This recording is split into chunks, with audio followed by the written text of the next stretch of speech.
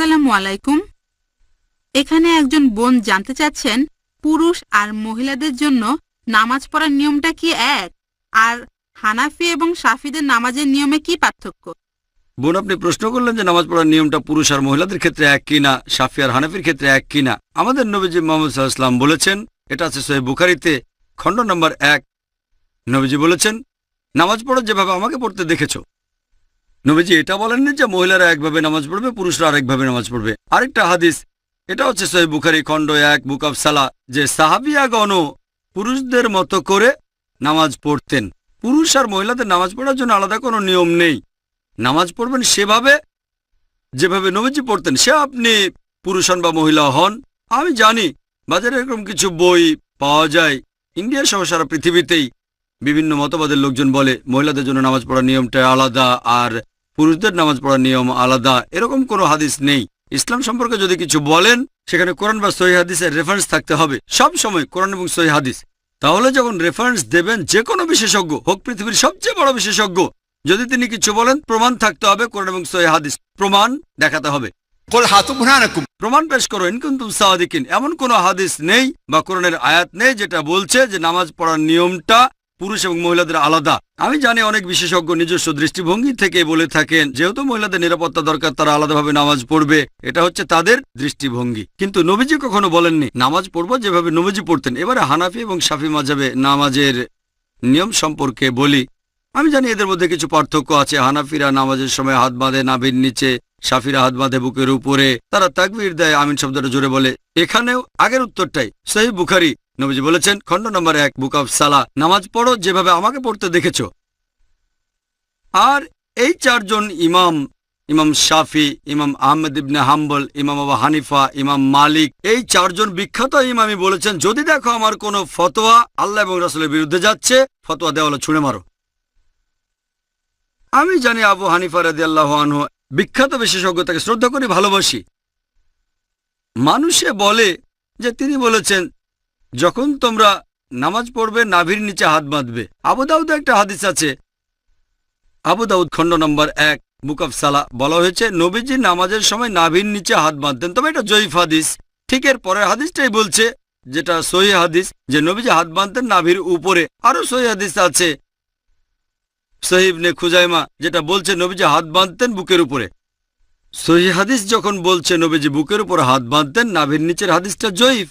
তাহলে নামাজ পড়ার সঠিক নিয়ম বুকের উপর হাত বাঁধা। তার মানে এই না যে ইমাম শাফির সব কথা ঠিক অথবা ইমাম আবু হানিফা তারা দুজনেই শান্তিতে থাকুন, তিনি ভুল। এরা সবাই বিখ্যাত বিশেষজ্ঞ, তাদের শ্রদ্ধা করি, তারা মহান আলেম। তবে আমরা বুঝতে পারছি না যে সেই সময়ে সব হাদিসই লিপিবদ্ধ হয়নি। আমাদের নবীজির জীবদ্দশায় কোরআন লিপিবদ্ধ হয়েছিল, এটা নিয়ে কোনো সন্দেহ নেই, নবীজির নিজস্ব তত্ত্বাবধানে। তবে হাদিস লিপিবদ্ধ করা হয়েছে নবীজির ইন্তেকালের 50 বছর পর, 100 বছর পর বা 150 বছর পরে। এই বিশেষজ্ঞগণ অনেক আগে এসেছেন। আর যেহেতু তাদের কাছে সবগুলো সহিহ হাদিস ছিল না, তারা তখন যে ফতোয়া দিয়েছেন সেগুলো তাদের তখনকার জ্ঞানের ভিত্তিতে। আমি বলবো না ইমাম আবু হানিফা রাদিয়াল্লাহু আনহু ভুল করেছেন, আমি বলবো এই সহিহ হাদিসটা ওনার কাছে পৌঁছায়নি। হতে পারে যে জয়ীফ হাদিসটা তার কাছে পৌঁছেছিল আর সেজন্য তিনি বলেছেন হাত বাঁধবে নাভির নিচে। সহিহ হাদিস হয়তো ইমাম শাফির কাছে পৌঁছেছিল, তিনি বললেন হাত বাঁধবে বুকের উপরে। আবারও সহিহ বুখারী বলছে খণ্ড নম্বর 1 বুক অব সালাহ যে তাকবীর দিতে হবে। তাকবীর নবীজি বলেছেন, এমন না যে ইমাম শাফি বলেছেন তাই আমি এটা মেনে চলছি, কারণ আমার নবীজি বলেছেন। তারপর অজুর বেলায় কোরআনের একটা আয়াত আছে সূরা মাইদা অধ্যায় নম্বর 5, বলা হয়েছে কোন মহিলাকে স্পর্শ করলে অজু ভেঙে যায়। আরবি শব্দটা মাসা, মূল শব্দ লামাসা, মানে স্পর্শ করা। ইমাম শাফি রাদিয়াল্লাহু আনহুর মতে তিনি বলেছেন কোন মহিলাকে স্পর্শ করলে অজু ভেঙে যায়। ইমাম আবু হানিফা বলেছেন যদি কোনো মহিলাকে স্পর্শ করে কোনো পুরুষ অজু অবস্থায় তাহলে অজু ভাঙে না। এখন কোরআনের আরবি শব্দটা হচ্ছে লামাসা, মহিলাকে স্পর্শ করলে অজু ভেঙে যায়। তবে মাসা শব্দটার অর্থ দুটো, একটা হচ্ছে সহবাস করা, আরেকটা হচ্ছে স্পর্শ করা। ইমাম শাফি রাদিয়াল্লাহু আনহু তিনি বলেছেন এটা স্পর্শ করা।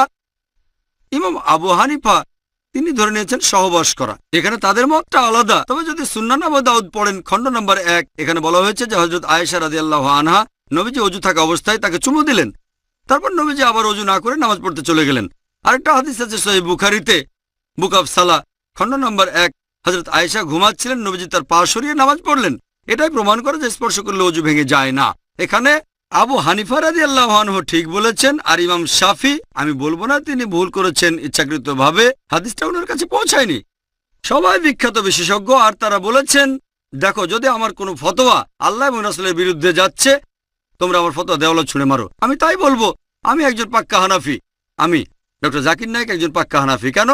আবু হানিফা ফতোয়া দিয়েছেন নাভির নিচে হাত বাঁধবে নামাজ পড়ার সময়, কিন্তু সহিহ হাদিস বলছে বুকের উপরে। তাই আমি নামাজের সময় হাত বাঁধি বুকের উপরে, আমি একজন পাক্কা হানাফি। ইমাম শাফি বলেছেন যদি দেখো আমার কোনো ফতোয়া আল্লাহ এবং রাসূলের বিরুদ্ধে যাচ্ছে, সেটা দেওয়ালে ছুঁড়ে মারো। ইমাম শাফি বলেছেন অজু অবস্থায় কোনো মহিলাকে স্পর্শ করলে অজু ভেঙে যায়, কিন্তু সহিহ হাদিস বলছে অজু ভেঙে যায় না। তাহলে কোনো মহিলাকে অনিচ্ছাকৃতভাবে স্পর্শ করলে অজু ভেঙে যায় না। যেহেতু আমি ইমাম শাফির ফতোয়া দেওয়ালে ছুঁড়ে মেরেছি, তিনিই বলেছেন আমি একজন পাক্কা শাফি। আমি পাক্কা হানাফি, পাক্কা শাফি, আমি পাক্কা হামলি, এছাড়া পাক্কা মালিকি। পাক্কা মানে খাঁটি। আমি মেনে চলি 100%, অন্যরা মানে হয়তো 80 বা 90%, অথবা আবু হানিফার 60%। আমি পুরোপুরি মেনে চলি। এই চারজন ইমামই বলেছেন যদি দেখো আমার কোনো ফতোয়া আল্লাহ এবং রাসূলের বিরুদ্ধে যাচ্ছে, ফতোয়া দেওয়ালে ছুঁড়ে মারো। এই চারজন ইমামই বিখ্যাত বিশেষজ্ঞ, তাদের শ্রদ্ধা করি। তবে আমাদের বুঝতে হবে সব হাদিস তখনও লিপিবদ্ধ হয়নি। এখন সবকিছু আমাদের হাতের নাগালে, সিডি রোমে পাবেন, বইয়ে পাবেন, অ্যাভেলেবল। তখনকার দিনে ছিল পর্যাপ্ত তথ্যের অভাব। যেমন ধরেন আমার ভাই একজন ডাক্তার, আর কোপার্নিকাস একজন বিখ্যাত বিজ্ঞানী ছিলেন। তবে বিজ্ঞানের ব্যাপারে কোপার্নিকাসের চেয়ে আমার ভাইয়ের জ্ঞান অনেক বেশি, আইনস্টাইনের চেয়েও। তবে আইনস্টাইন আরো মেধাবী ছিলেন। এখন বিজ্ঞান অগ্রসর হয়ে গেছে, তার মানে এই না যে আমার ভাই আইনস্টাইনের চেয়ে অনেক বেশি মেধাবী। আইনস্টাইন আমার ভাইয়ের চেয়ে অনেক বড় জিনিয়াস। তবে যেহেতু অনেক বছর পার হয়ে গেছে, আমার ভাই বিজ্ঞান সম্পর্কে তথ্য বেশি জানে, আধুনিক তথ্য বেশি জানে। তবে বেশি মেধাবী আইনস্টাইন, আইজাক নিউটন বা কোপার্নিকাস। যেহেতু বিজ্ঞান অগ্রসর হয়েছে, তাই আমরা একটু বেশি তথ্য জানি। এই চারজন ইমামও জিনিয়াস ছিলেন, তাদের ভালোবাসি, শ্রদ্ধা করি। তবে এখন অনেক কিছু লিপিবদ্ধ হয়েছে, আর আমাদের বুঝতে হবে আল্লাহ পবিত্র কোরআনে বলেছেন সূরা আল ইমরান অধ্যায় নম্বর 3 আয়াত 103, ওয়াতাসিমু বিহাবলিল্লাহি জামিআ ওয়া লা তাফাররাকু। তোমরা আল্লাহর রজ্জু শক্ত করে ধরো, পরস্পর বিচ্ছিন্ন হয়েও না। আমরা বিভিন্ন দলে ভাগ হব না। আর নামাজ পড়ার একমাত্র নিয়ম সেটা হানাফি, শাফি বা মালিকিদের নিয়মে না, হবে আমাদের নবীজির নিয়মে। আর ইমাম আবু হানিফা রাদিয়াল্লাহু আনহু, ইমাম শাফি রাদিয়াল্লাহু আনহু বলেছেন তোমরা যদি দেখো আমার কোনো ফতোয়া আল্লাহ এবং রাসূলের বিরুদ্ধে যাচ্ছে, আমার ফতোয়া দেওয়ালে ছুঁড়ে মারো। তাহলে পাক্কা হানাফি হিসেবে সহিহ হাদিসের কথা মেনে চলবেন, পাক্কা শাফি হিসেবেও আপনি সহিহ হাদিসের কথা মেনে চলবেন। তাহলে সত্যিকারের ইসলাম মেনে চলা হবে। আশা করি উত্তরটা পেয়েছেন।